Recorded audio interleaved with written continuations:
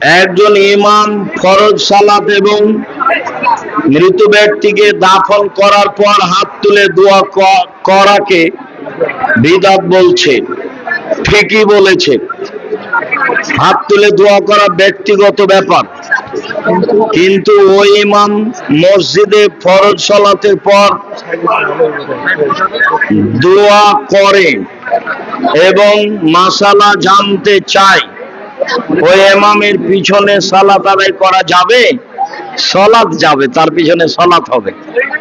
তোমরা ইমাম পরিবর্তন করো, কিন্তু তার পিছনে সালাত হবে না এই কথা নয়।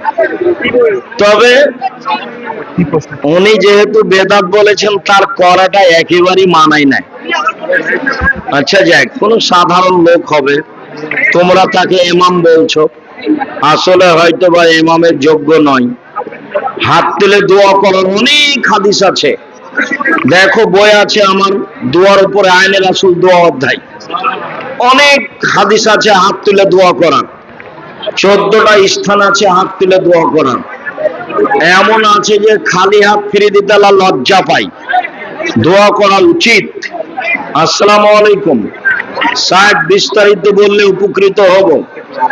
দাদার সম্পত্তি নাতির এতিম কতটুকু পাবে? যদি ওর নিজ ভাইরা বেঁচে থাকে, ওই লোকের যদি আর ছেলে বেঁচে থাকে, তাহলে নাতিরা জমি পাবে না। যে পরিমাণ ওই ছেলে পেত সেই পরিমাণ ওসিয়ত করে দিতে পারে।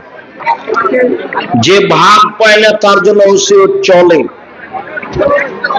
আর ছেলে থাকলে নাতিরা জমি জায়গা পাবে না।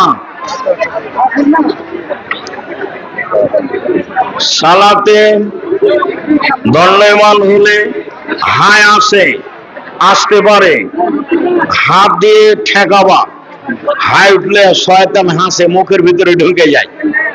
ওর খালি খারাপটাই কাজ।